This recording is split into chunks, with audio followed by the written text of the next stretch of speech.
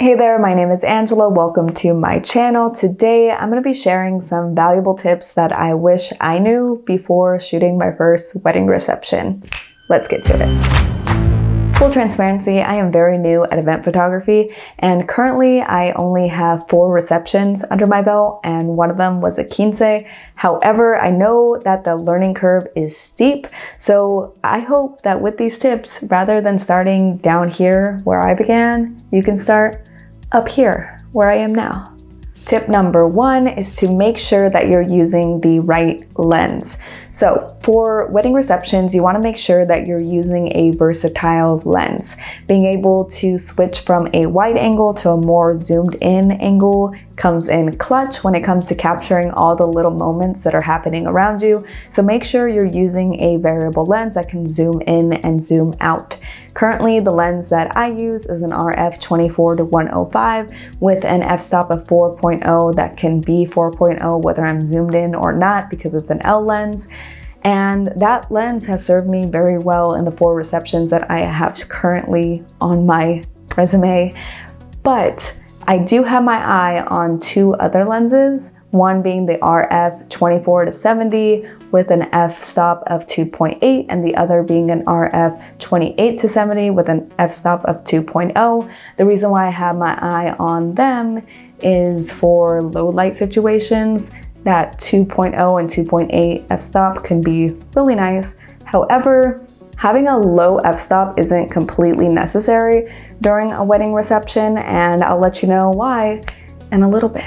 Tip number 2 is to make sure that you're using the correct camera settings. So every wedding is different, every environment is different, but I've come to realize that there are some golden rules when it comes to f-stop, ISO, and shutter speed, and here they are. So when it comes to f-stop, the reason why I said that having a low f-stop isn't that important is that you're in a group environment. There's a lot of people at that wedding. So when you're snapping away, you want to make sure that all of them are in focus. And to do so, you have to have a little bit higher of an f-stop, not something like a 2.0, because what's going to happen with a 2.0 is you're going to look back at your photos and yeah, they'll be well lit, but only one person's going to be in focus and everyone else is going to be blurry. And with that being said, moving on to ISO, because your f-stop is a bit higher, that means you're going to have to bump up that ISO, which makes me kind of hurt on the inside, but a slightly grainy photo is better than a blurry one.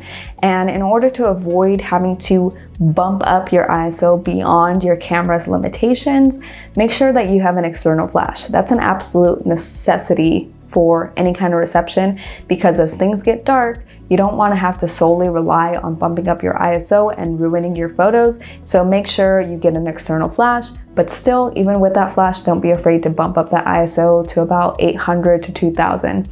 Depending on if your camera can handle it. When it comes to shutter speed, you want to make sure that during the day when it's still light outside, you have a shutter speed that is fast enough that you don't get any blur from motion. So a rule I live by is that my shutter speed is double my focal length. So if I'm shooting at 105, then my shutter speed is 210 at least. So that way I don't have any blur caused by people moving. And I say during the day to have this because at night, once you pop on that external flash, shutter speed doesn't matter as much. Flash kind of freezes the subject in time. And I have a little YouTube short about how/why that works. But point is, when you have your external flash on, shutter speed doesn't really matter as much. So you can drop all the way down to a 30 before you start really seeing motion blur. And even then, motion blur with an external flash kind of comes out a little bit artsy. So yeah, let's move on to the next tip. Tip number 3 is to make sure that you communicate and coordinate with the couple and the wedding planner.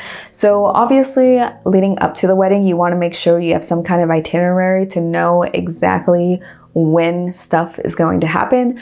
But on the day of, odds are the itinerary is going to be like thrown out the window and things are not going to be perfectly on schedule or perfectly going to plan. And that's okay. Just make sure that you're aware of it by talking to the couple or the wedding planner. And this isn't really that hard to do. You could just be like, hey, first dance is scheduled for this time according to that itinerary. Is that still going to be on, or blah, blah, blah. Just communicate so that way you know what's going to happen and you don't miss it.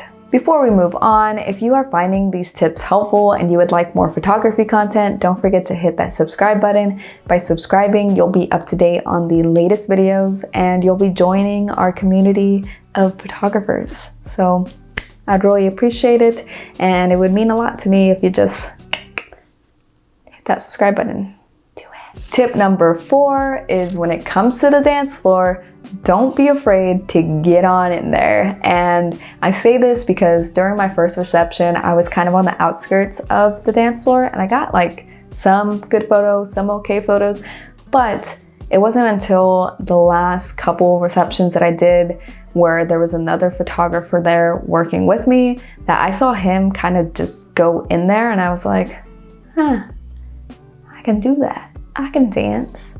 I'm a photographer. I'm gonna go in there and photograph and dance my way out. And that's pretty much what I did for the last 2 receptions. And I got way better photos because I was closer, I was in the action.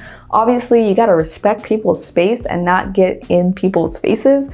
But what I've realized is that people are pretty receptive to having a photographer at the wedding and very receptive to getting their photo taken when they're having a good time. So don't be afraid to get in there and get close-up shots of people dancing.